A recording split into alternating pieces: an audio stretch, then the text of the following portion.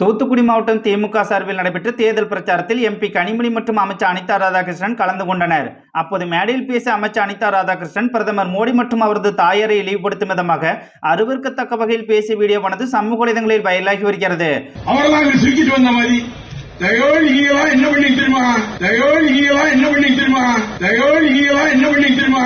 அமைச்சர் அனிதா ராதாகிருஷ்ணன் இந்த ஆபாச பேச்சுக்கு பல தரப்பினரும் கண்டனம் தெரிவித்து வருகின்றனர். குறிப்பாக எம்பி கனிமொழி மேடையில் வைத்துக் கொண்டு அமைச்சர் அனிதா ராதாகிருஷ்ணன் பிரதமர் மோடியின் தாயார் குறித்து தரக்குறைவாக பேசியதற்கு அங்கு கூடியிருந்த திமுக தொண்டர்கள் கைத்தட்டி ரசிக்கிறார்கள் என்றால் இதற்கு எம்பி கனிமொழி தான் வெட்கி தலைகுனிய வேண்டும் என்றும், திமுக அரசை விமர்சித்து சாதாரணமாக ஒரு மீம் போட்டால் கைது செய்து சிறையில் அடைக்கும் முதல்வர் ஸ்டாலின் தற்போது தன்னுடைய அமைச்சரவையில் உள்ள ஒரு அமைச்சர் பிரதமர் மோடி குறித்து ஆபாசமாக பேசியதற்கு என்ன நடவடிக்கை எடுப்பார் என்றும், மேலும் மக்களுக்காக தனது வாழ்நாளை அர்ப்பணித்து செயலாற்றி வரும் ஒரு ஏழை தாயின் மகன் பிரதமர் மோடி குறித்து அமைச்சர் அனிதா ராதாகிருஷ்ணன் தரம் தாழ்ந்து பேசியதில் எந்த ஒரு ஆச்சரியம் இல்லை என்றும், காரணம் மேடைகளில் ஆபாசமாக பேசுவது திமுக அமைச்சரின் டிஎன்ஏவில் இருக்கும் கேடுகட்ட கீழ்த்தரமான அரசியல் கலாச்சாரம் என்றும், அமைச்சர் அனிதா ராதாகிருஷ்ணன் இந்த ஆபாச பேச்சுகளை கண்டிக்க வேண்டிய எம்பி கனிமொழி மேடையில் அமர்ந்து கொண்டு ரசிக்கிறார் என்றால் எம்பி கனிமொழி பேசும் பெண்ணியம் அரசியல் நாகரிகம் எல்லாம் வெட்டி வாய்சாவிடால் மட்டுமே என்றும், திமுக அமைச்சரின் இந்த வாய்ப்புழுப்படுத்த பேச்சுக்கு வரக்கூடிய நாடாளுமன்ற தேர்தலில் மக்களை தக்க பாடம் ஊட்டுவார்கள் என எதிர்த்தரப்புகள் கருத்து தெரிவித்து வருகின்றனர்.